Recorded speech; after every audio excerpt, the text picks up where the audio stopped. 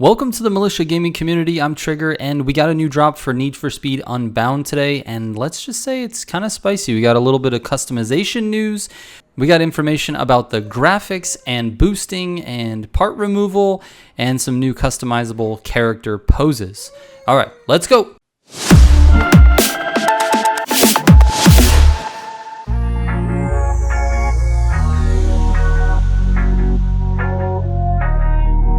Real quick before I get into the video, if you're looking for any information regarding Need for Speed or any of my content, you can go to my website, militiagamingco.com. That's where I have all of my builds for Need for Speed Heat, and it's where I'm planning on putting all of my builds and best content for Need for Speed Unbound as well. So you can go there, click the builds or the guides section, and find what you need. All right, let's get into it. So it looks like part removal is confirmed. It was put in an article listed on the Need for Speed website, and it says this in the article: you will now have access to new wrap content and full kit selections, as well as exciting new ways of customization with part removal, where you can expose the mechanical guts of your car and intimidate competition before you even creep up to the starting line. So it looks like they're confirming you can remove parts, and the most removable part that everyone uses is the hood for sure, but we also see on A$AP Rocky's car the bumper delete as well. So it looks like we're going to be able to really customize the cars by removing things, and I wonder how deep this goes. Like, are we going to be able to remove the trunk lid or the lights or the doors or the tops of the cars as we see in this clip? I have no idea.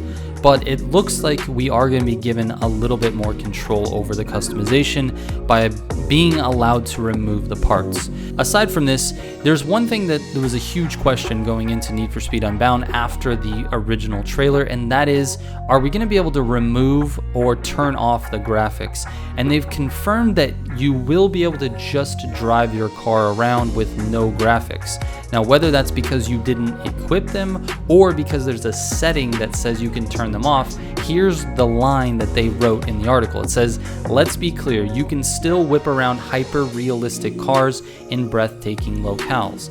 What they're saying is you don't have to have these graphics on screen. And like I said, I don't know if that's because you can just not equip them or you can turn them completely off. And I wonder how that works in a multiplayer setting. Like, the players next to you, if you can't turn it off, if it's not like a switch you can turn off, are the players next to you, like their tire smoke is going to be showing up in your screen, or are you just going to be able to not see the graphics at all? Because I know these graphics are very polarizing. It's like some people really like them. I happen to be one of those. I think the art style is very nice, and some people just really hate it and don't want to play it at all. So they obviously thought about this, and they knew that this was a very risky art style to go with, and I think that they probably have a switch that you can turn it off with, so we can look forward to that. Now, they didn't confirm that. Also, in the article, they gave away a little bit of the boost mechanics. It says you can earn boosts through drifting, jumps, and near misses,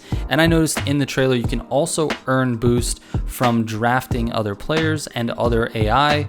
This is a classic Need for Speed mechanic. This is something that was in Hot Pursuit. It's very similar to a lot of the other games, but this is what they had to say in the article. Tags come to life when you deploy your boosting power. So that's when you're going to see all of these artistic, cartoony graphics, is when you hit your boost. Tags come to life when you deploy your boosting powers, which are earned through actions like drifting, jumps, and near misses, and appear as dramatic, customizable effects that paint the surrounding world, including illustrative lines that etch around the curves of your car.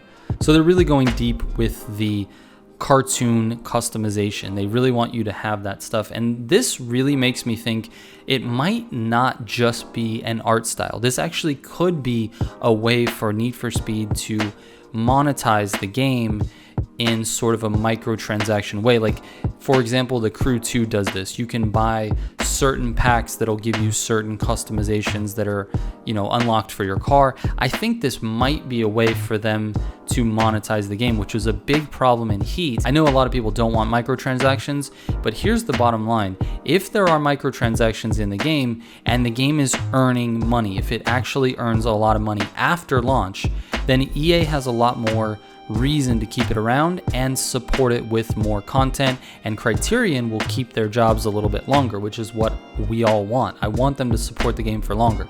If that's the case, that I would see as a good thing. If it's all customizable and it has nothing to do with performance, then why not? Let people buy new customizations for their car. And the last thing I noticed on this article for this drop was that they're adding customizable character poses. So you can actually change the way your character stands when you win a race, or at least there will be a certain number of default options to pose your character once you win. This is very similar to Forza Horizon 5, where you can have a different dance that you're doing on the podium. So I think it's very similar to that.